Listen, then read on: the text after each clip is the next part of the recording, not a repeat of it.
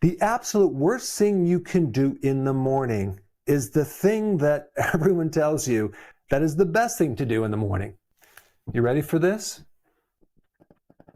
Having a good breakfast will start you off right, and that's a super healthy habit to do because you don't want to skip your breakfast if you want to be healthy. Breakfast is one of the worst things that you can do, and just hear me out before you click off, because I completely and utterly believe that this was true for many years, and most of my health problems after decades completely went away when I started skipping my breakfast. Here you are, you go to sleep at night, you're not eating through the night, you are actually fasting.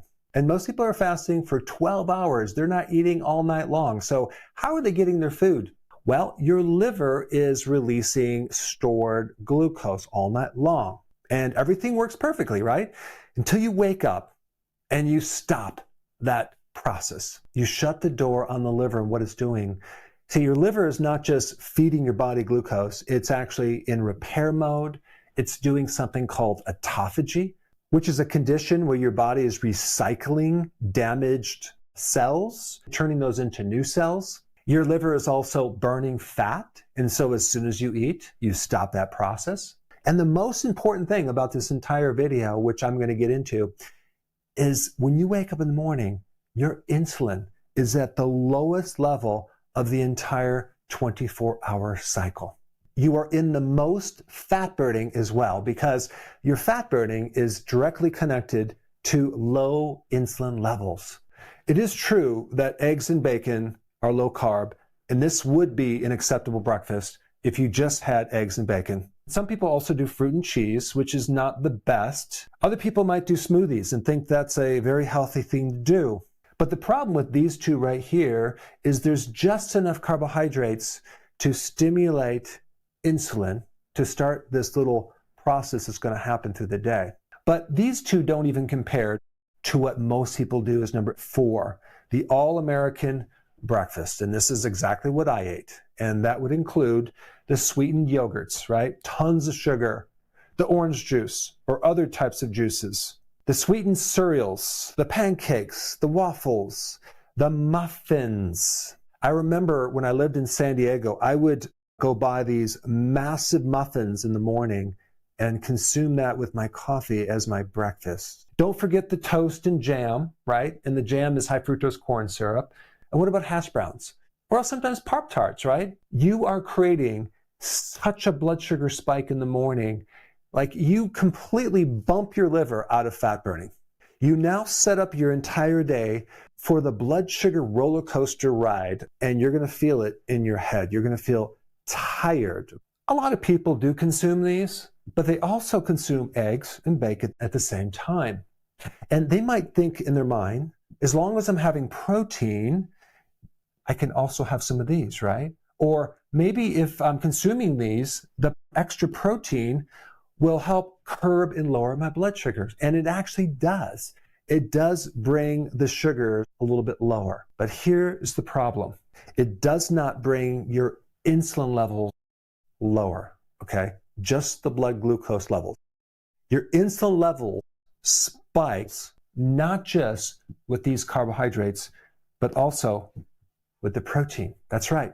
Protein also increases insulin. If you combine protein and carbs, you create a doubling effect of the insulin. I know some of you are going to say, wait a second, how could you have a lower blood glucose level? Maybe you monitor that, but then have higher amounts of insulin. Well, it has to do with what protein does with food in your intestine. It actually slows down the assimilation of food in the intestine, so the blood sugar goes down, but in the background, you get this massive, massive spike of insulin.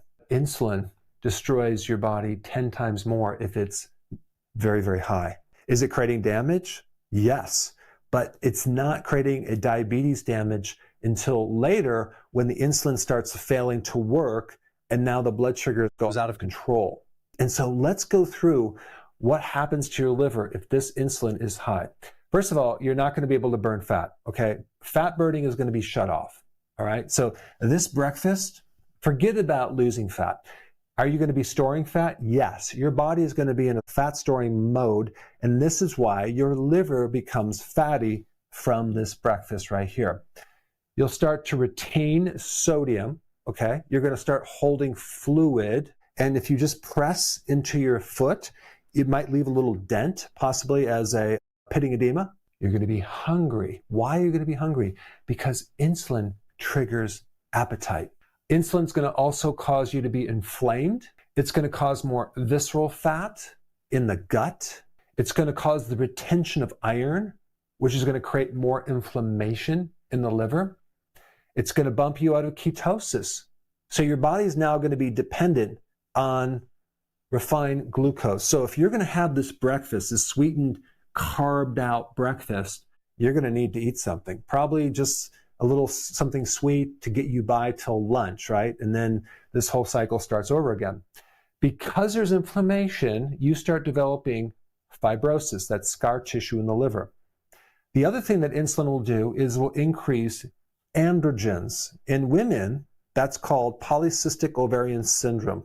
In men, you're going to see high levels of DHT. So they start losing their hair and they start having prostate enlargement. Other than that, they're perfectly fine. The other thing that's going to happen in this blood sugar roller coaster is right after lunch, you're going to feel tired and want a nap. Around mid-afternoon, you're going to want a snack to get you by till dinner. Okay, then you eat. And then now we need a snack at night. And then you go to bed and wake up and start the whole cycle again. Now, what's going to also happen, you're going to develop insulin resistance. So at night, you're going to have to pee very often. 2, 3, 4, 5, 6, up to 10 times a night. I know people that have gotten up 15 times a night. Just think about what that does to their energy the next day. If they just get rid of these snacks and go to 2 meals a day, it would solve the problem. The other thing that all these refined carbs will do is increase cortisol. So it's going to start to put you more in a flight or fight mode, which you're going to be more in stress mode versus a calming state. So now that you understand that, what would be the best breakfast to do? Nothing. It should be no breakfast, okay? And I'm going to tell you why. If you just eat 2 meals a day with no snacks and go on a lower carb diet, it forces your body to burn ketones, which are the byproduct of fat, and it takes you away from depending on the calories from the next meal, and it gets your body to burn your own fat. So you can easily go from one meal to the next without being hungry. You can easily go from your dinner, that last meal of the day, all the way through the night to the next day.